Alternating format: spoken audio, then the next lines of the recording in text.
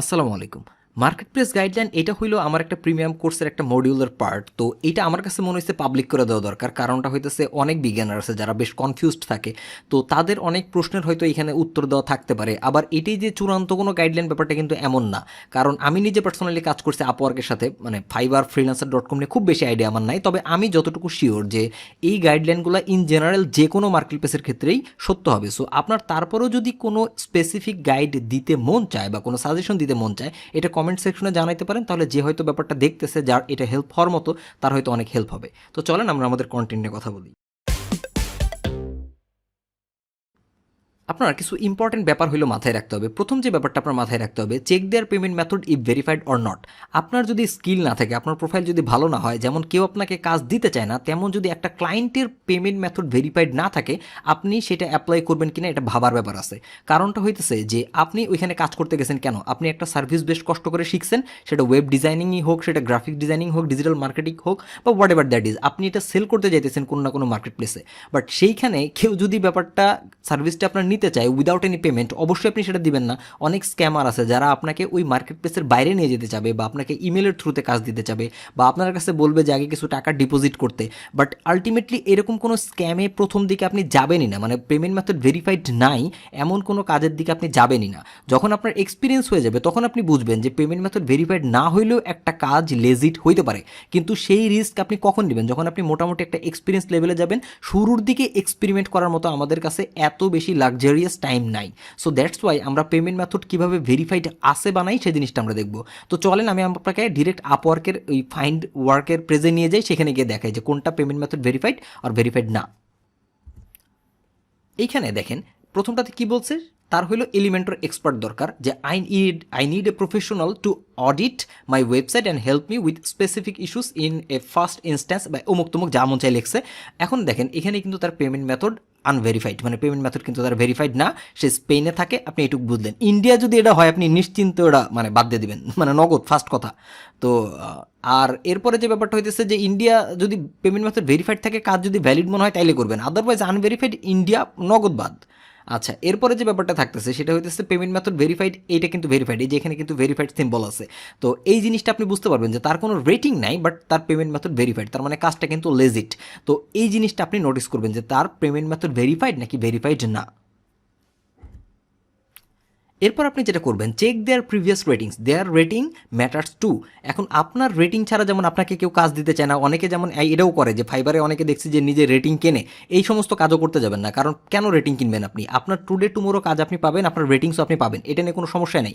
তারপর আপনি একটা ক্লায়েন্টের রেটিং দেখবেন, তাদের রেটিং, তাদেরকে অন্যান্য ফ্রিল্যান্সাররা কী রেটিং দিছে, তাদের সম্পর্কে কী বলছে। অবশ্যই আপনি চাবেন না যে আপনার প্রথম দিকের এক্সপিরিয়েন্সটা খুব খারাপ হবে। একটা খুব বাজে ক্লায়েন্টের সাথে আপনি কাজ করেন, আপনি নিজেও একটা বাজে রিভিউ পান, তাইলে কিন্তু আপনার মানে যে একটা এক্সপিরিয়েন্স হবে ফ্রিল্যান্সিং নিয়ে, সেটা খুবই বাজে হবে এবং আপনার স্টার্টিংটা যথেষ্ট বাজে হবে। সুতরাং আপনি একটু রেটিং চেক করেন, 3-র নিচে রেটিং আছে এইরকম কোনো ক্লায়েন্টের সাথে আপনার প্রাইমারি অবস্থায় কাজ করার কোনো দরকার নাই। অন্যান্য ফ্রিল্যান্সাররা তাদের কী বলছে, তাদের কমিউনিকেশন কীরকম, তাদের পেশেন্স কীরকম, এই জিনিসগুলো আপনি একটু নোটিস করেন। তাদের নিয়ে কয়েকটা রিভিউ পড়লেই আপনি সেই জিনিসটা বুঝতে পারবেন। সো প্রথমেই একেবারেই কিন্তু আমরা রিস্ক নিতে যাব না, আমরা একটু সেফ গেম খেলবো। এরপরে কি, only apply if you are 100% sure about your skill regarding to that job. এখন আপনি যদি আপনার স্কিল নিয়ে মোটামুটি 100% শিওর হন, এটা যে সবসময় 100% থাকবে ব্যাপারটা কিন্তু এমন না। আপনি যখনই একটু এক্সপিরিয়েন্সড হয়ে যাবেন, তখন যদি আপনি 70-80% শিওর থাকেন যে আপনি কাজটা পারবেন, এবং বাকি 20% আপনি সার্চ করে বা বিভিন্ন গ্রুপে পোস্ট করে হোক বা অন্য কারো হেল্প নিয়ে হোক আপনি সামহাও করতে পারবেন, তখন আপনি কিন্তু ওই রিস্কটা নিতে পারেন। কিন্তু যখন আপনি বিগিনিং স্টেজে আসেন, তখন আপনি 100% শিওর হওয়া ছাড়া কোনো জবে অ্যাপ্লাই করবেন না। কারণ প্রথম দিকে আপনার রেটিং খুবই ভালো লাগবে, এই জিনিসটা আপনি মনে রাখবেন। প্রথম দিকের কাজগুলো খুবই ম্যাটার করে।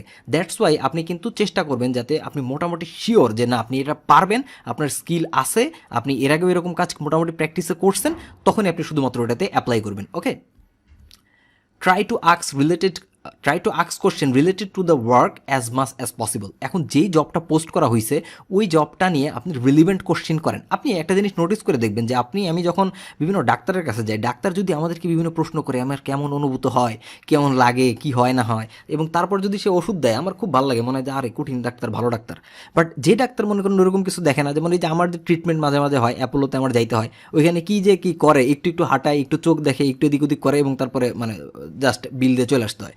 তো তো এইরকম যদি হয় তাহলে কিন্তু ওই মেন্টাল স্যাটিসফ্যাকশনটা পাওয়া যায় না, বা কতটা লেজিট এই ইনফরমেশনটা বোঝা যায় না। তো একটা কাজের ক্ষেত্রেও যখন আপনি একটা ক্লায়েন্টকে প্রশ্ন করবেন, তাকে নিয়ে একটু রিসার্চ করবেন, কীরকম করবেন, মনে করেন সে তার একটা ওয়ার্ডপ্রেস ওয়েবসাইটের লিঙ্ক দিয়েছে, সেটা নিয়ে কোনো কাজ আপনাকে বলছে, জব পোস্টে ওটা উল্লেখ করছে, আপনি স্ক্যান ডাব্লিউপি নামে ওয়েবসাইট আছে, অনেকগুলো এরকম সার্ভিস আছে যেখান থেকে আপনি দেখতে পারবেন যে সে কী হোস্টিং ইউজ করতেছে, কী কী থিম ইউজ করতেছে, কী কী প্লাগইন ইউজ করতেছে, তার ভার্সন কত, সব কিছুই কিন্তু আপনি চেক করতে পারবেন। তো আপনি যখন এইরকম কিছু ডেটা তাকে দিবেন, এবং সে কিন্তু বুঝবে যে না, এটা তো আপনার মানে আমার কাজ সম্পর্কে সে রিসার্চ করছে, আপনার ব্যাপারে কিন্তু সে আলাদাভাবে দেখবে, এটা খুবই ন্যাচারাল। তো এখন অনেকে প্রশ্ন করতে পারেন, ভাই জব পোস্ট দেওয়ার সাথে সাথেই তো 30-40 জন অ্যাপ্লাই করে ফেলে, তো আমি এত রিসার্চ করার সময় পাবো কোত্থেকে? এখন একটা ব্যাপার মনে রাখবেন যে যারা ওই 30-40টা অ্যাপ্লাই করে, এরা সবগুলো হলো টেমপ্লেট কপি পেস্ট করতেছে। তো ন্যাচারালি যারা টেমপ্লেট কপি পেস্ট করবে, আপনি দেখেন যখন পরীক্ষায় মেলাগুলো খাতা দেখা হয়, যারা নকল কইরা পরীক্ষা দেয় এদের চাইতে দেখবেন যে যারা বানায়া লেখে, মানে তারা বেশি নাম্বার পায়। কেন পায়? কারণ একটা টিচার জানে ওই বইয়ে কী লেখা আছে। সো একটা ক্লায়েন্টও জানে যে ওই কপি পেস্ট টেমপ্লেটে কী জিনিস থাকতে পারে। তো আপনি যখন ইউনিকভাবে ব্যাপারটা একটু রিসার্চ করে একটু টাইম নিয়ে দেখবেন, অটোমেটিক্যালি আপনারটা এখান থেকে স্ট্যান্ড আউট করবে যে না, এটা একটা খুব ভালোভাবে সে রিসার্চ করছে এবং সে এটার জন্য একটা লেজিট পারফর্মার। সো আপনি কিন্তু তখন অনেক চান্স আপনার বাইরে যাবে। তো এই জায়গাটাতে মোটেই টাইম নিয়ে ভয় পাবেন না। আপনার যে ইনস্ট্যান্টলি নগদে অ্যাপ্লাই করতে হবে ব্যাপারটা কিন্তু এমন না। আপনি একটু টাইম নেন, একটু রিসার্চ করেন, দেন অ্যাপ্লাই করেন, এবং যতটা সম্ভব ডিটেল ওরিয়েন্টেড কোশ্চিন করেন, স্পেসিফিক কোশ্চিন করেন মানে কিন্তু এই না যে একেবারে 20-30টা প্রশ্ন করবেন, একদম স্পেসিফিক 4-5টা টু দ্য পয়েন্টে প্রশ্ন করবেন জবের। ইনশাল্লাহ এটা নিয়ে আপনার অবশ্যই অনেক বেশি হেল্পফুল হবে। আমি এটা একদম এমন দারুণ একটা ওয়ে, আমি এই জন্য রেডমার্ক দিয়ে এত বড় করে রাখছি যে আপনি যদি ওই কাজ নিয়ে প্রশ্ন করেন, আপনার ইন্টারভিউতে ডাক পাওয়ার চান্স অনেক বেড়ে যায়। Make sure you have a beautiful portfolio before you apply. এখন বিউটিফুল পোর্টফোলিও বলতে আমি কি বুঝতেছি, এই জিনিসটাকে ক্লিয়ার হওয়া দরকার। বিউটিফুল পোর্টফোলিও মানে কিন্তু ফ্যান্সি পোর্টফোলিও না, মানে টেনিমেশন দিয়ে ভরায় রাখছেন, আপনি দুনিয়ার কাজ পারেন সেটাও এখানে দেখাইছেন, এইটা না। ডিজাইন এমন একটা ব্যাপার, ডিজাইন মানে কিন্তু শুধু দেখতে কেমন তা না, ডিজাইন ইজ এ রিলেশনশিপ। এই ব্যাপারটা আপনার মাথায় রাখতে হবে। আপনার পোর্টফোলিও দেখা একটা ক্লায়েন্টের সাথে আপনার কাজটা কি মূলত, আপনি যদি একটু ভাবেন, আপনি একটা সার্ভিস শিখছেন বা একটা স্কিল অর্জন করছেন, সেটা ওয়েব ডিজাইন, গ্রাফিক ডিজাইন, যে কোনো কিছুই হোক, আপনি আপনার পোর্টফোলিওতে ওটা এমনভাবে প্রেজেন্ট করবেন যাতে আপনি আপনার ওই ক্লায়েন্টের সাথে একটা রিলেশনশিপ স্থাপন করতে পারেন। এখন আপনি আমাকে বলবেন রিলেশনশিপ কেমনে স্থাপন করবো? তো এইখানে একটা রিয়েল লাইফ রিলেশনই এতদিন করতে পারলাম না, আবার ক্লায়েন্টের সাথে রিলেশন। এই রিলেশনটা কীরকম হবে? সেইটা হইতেছে যে, মনে করেন একটা ক্লায়েন্ট আপনাকে কেন কাজ দিবে? আপনাকে কাজ দিবে কারণ সে একটা প্রবলেমে পড়ছে, যেই প্রবলেমটা সে সলভ করতে পারতেছে না, দ্যাটস ওয়াই আপনাকে টাকা দিয়ে হায়ার করতেছে যাতে আপনি প্রবলেমটা সলভ করতে পারেন। তো আপনি আগে কোনো কাজ করছেন, কীরকম কাজ করছেন? আপনি মনে করেন বিভিন্ন ডামি প্রজেক্ট বানাইছেন, এবং তাইলে আপনি একটা কাজ করেন, ওইখানে যখন আপনি এরকম 4-5টা পোর্টফোলিও অ্যাড করবেন, ওইখানে বলে দেন যে আপনি কী কী প্রবলেম বা কী কী চ্যালেঞ্জের সাথে এখানে ডিল করছেন, এই চ্যালেঞ্জগুলো আপনি কোন অ্যাপ্রোচে সলভ করছেন, কীভাবে সলভ করছেন, কি কি ফিচার অ্যাড করছেন, ক্যান অ্যাড করছেন। প্রত্যেকটা এলিমেন্ট যে আজাইরা অ্যাড করলেই হয় না, ওগুলোর পিছনে যে রিজন থাকে সেই জিনিসগুলো আপনি বেশি না, জাস্ট 4-5টা ভালো পোর্টফোলিও ওয়ার্ক খুব সুন্দর করে আপনি লিখে রাখেন। এইটা কিভাবে করবেন? এটা লেখার জন্য আপনি একটু গুগলে সার্চ করেন, যেটাকে বলে হলো কেস স্টাডিজ। কিভাবে একটা প্রজেক্টের কেস স্টাডিজ লিখতে হয় এই জিনিসটা আপনি একটু দেখেন, এবং এই অনুযায়ী 4-5টা কেস স্টাডিজ আপনি লেখেন। আমি ড্যাম শিওর এইটা আপনাকে প্রচুর কাজে দেবে। ওই রকম ফ্যান্সি দুনিয়ার স্লাইডার, দুনিয়ার হেভি সার্ভিস, এত কিছু পারি, এগুলোর চাইতে সলিড 4-5টা এরকম মানে কেস স্টাডিজ দুনিয়ার কাজে দেয়, ব্যাপক কাজে দেয়। সো এই জিনিসটা মাথায় রাখবেন যে পোর্টফোলিও মানে কিন্তু শুধুমাত্র ফ্যান্সি ডিজাইন না, পোর্টফোলিও মানে হইতেছে যে কীভাবে কি সুন্দর করে আপনি আপনার স্কিল বা প্রবলেম সলভিং অ্যাবিলিটিটা আপনার ক্লায়েন্টের সামনে রিপ্রেজেন্ট করতে পারেন। এবং অবশ্যই চেষ্টা করবেন একটা নিজের নামে ডোমেন রাখার বা গিটহাব রিপোজিটরি তাকে শেয়ার করার, এইরকম জিনিসগুলো দেখবেন। খুব টেকি পার্সন না হইলে কিন্তু সে আপনার গিটহাব রিপোজিটরিও বুঝবে না। কেন? কারণ একটা ক্লায়েন্ট কিন্তু এটা জানার দরকারই নেই যে আপনি কতগুলো টেকনোলজি জানেন, তার জানার দরকার যে আপনি কী কী প্রবলেম সলভ করতে পারেন। You can risk 10%, not 90%। মানে আমরা অনেক সময় যেটা করি যে কাজ পাওয়ার চিন্তায়, যে না আমার এখন কাজ লাগবে, এই চিন্তায় আমরা বিশাল বড় রিস্ক নিয়ে ফেলি। যে কাজ আমি জানিও না ওই কাজও আমি মানে অ্যাপ্লাই করে ফেলি, এবং সামহাও ক্লায়েন্টকে আমি কনভিন্সও করে ফেলি যে এটা আমার লাগবে, এটা আমি পারবো, দিয়ে দিই। এবং নেওয়ার পরে দেখি যে কাজ আমি করতে পারি না, শেষ করতে পারি না, ক্লায়েন্টের এক্সপিরিয়েন্স খারাপ, আপনার এক্সপিরিয়েন্স খারাপ, এবং অল ওভার দিন শেষে আপনার এই জাতীয় কাজগুলোর জন্যেই মার্কেট প্লেসে লেখা থাকে যে people from Bangladesh and Pakistan need not to apply. এই কথাটা লেখা থাকে এই কারণে যে আমরা হুজুগে কাজটা নেই এবং করতে পারি না, আমরা অল ওভার দেশের নামটাই নষ্ট করি ওই জায়গাটাতে। সো আপনি আগে শিওর হবেন যে আপনি কাজটা নিতে পারবেন কিনা এবং আপনি এটা তুলতে পারবেন কিনা, তারপরে আপনি ওটা নেবেন। আদারওয়াইজ নেবেন না, ওয়েট করেন, আপনার রিলিভেন্ট কাজ অবশ্যই আসবে। এটা অনেকটা ক্রিকেট খেলার মতো, সব বল 6 মারতে যাবেন না, ওয়েট করেন, খারাপ বল আসবে বা আপনার ওই যে লাইনের বল আসবে, তখন আপনি 6 মারবেন। ওকে, ট্রাই টু মেনশন দেওয়ার name if possible. Try to mention দেওয়ার নেম, এখন একটা প্রশ্ন আসতে পারে যে ভাই আমি আপওয়ার্কে কীভাবে তার নাম খুঁজে পাবো, জব পোস্টে তো নাম থাকে না। তাহলে চলেন আমি আপনাকে একটা এক্সাম্পল আগে দেখাই।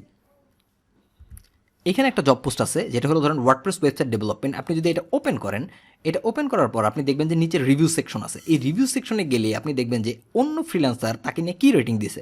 যেমন এখানে দেখেন, it's been a pleasure working with James. তার মানে আমি কিন্তু এখানে নগদে পাই গেলাম যে এইখানে আমাদের ক্লায়েন্টের নামটা কি, জেমস। আমি যখন এখানে সাবমিট প্রপোজালে যাব তখন কিন্তু আমি শুরু করতে পারবো তার নাম দিয়ে, যেটা অনেক অনেক বেশি হেল্পফুল। কারণ আপনি একটা জিনিস মনে রাখবেন, কঠিন ভিড়ের ভিতরেও আপনি যদি আপনার নাম শোনেন আপনি কিন্তু এটা বুঝতে পারবেন যে আপনাকে ডাকা হয়েছে এবং আপনি সাথে সাথে ওদিক তাকাবেন যে কী হলো। তো ব্যাপারটা এরকম, এখানে সে কপি পেস্ট টেমপ্লেট পাবেই। এর মাঝখানে যখনই আপনি ডিয়ার অমুক দিবেন তখনই কিন্তু এটা অনেক বেশি হাইলাইটেড হবে, কারণ সে তার নামটা এখানে নোটিস করবে এবং সে বুঝবে যে না এই পার্সনটা কীভাবে জানলো, নাম কোত্থেকে পাইলো। এই অল ওভার মানুষ নিজের নাম শুনলে অটো ফোকাস হয়ে যায় ভাই, এটা খুবই স্বাভাবিক একটা ব্যাপার। তো এইটা অনেক বেশি কাজে দেয়, এটা আপনি করবেন। এবং মোটেই ডিয়ার স্যার ডিয়ার ম্যাডাম এসব লিখতে যাবেন না, দরকার নেই। ও আপনার স্যারও না ম্যাডামও না, কিচ্ছু না। ও জাস্ট সিম্পলি আপনার কাছে কাজ করতে আসছে, আপনিও তার জন্য একটা সার্ভিস সেল করবেন, সিম্পল। আপনি আরেকটা কাজ যেটা করতে পারেন, গ্রামারলি নামে এই এক্সটেনশনটা আপনি ইউজ করতে পারেন, যাতে আপনার গ্রামাটিক্যাল ইউজগুলো ঠিক থাকে। একদম ভুলভাল ইংলিশ লেখার দরকার নেই, একটা মিনিমাম কোয়ালিটি মেনটেন করা দরকার। অনেকে আছে একেবারে গুগল ট্রান্সলেটর দিয়ে মানে কাজ চালায়, মানে যারা একেবারেই পারেন না তাদের ব্যাপারটা আলাদা। তবে আমি বলবো যে ইংলিশ শেখা এখন কঠিন কিছু না, ইউটিউবে অনেক রিসোর্স আছে, ইংলিশ বেসিকটা অন্তত শিখে নেন। ওকে, তো এইভাবে আপনি নামটা খুঁজে বের করতে পারবেন। আচ্ছা, নাম তো হইল, এরপরে কি? Never use copy paste template. আবার বলতেছি, মানে কখনোই কপি পেস্ট টেমপ্লেট আপনি ইউজ করবেন না, নেভার এভার। আপনি যেটা করবেন, একটু রিসার্চ করেন, একটু সময় নেন, ওই জবটা পড়েন, কি বলছে ডিটেলসটা একটু বুঝে তাকে স্পেসিফিক্যালি অর্গানাইজ করে কাস্টম একটা লেটার দেন। আপনার মনে হইতে পারে এটা লস, বাট এটা প্রচুর লাভ আছে। আপনি সলিড এরকম অ্যাপ্লাই করতে থাকেন, কপি পেস্ট টেমপ্লেট বাদ দিয়ে।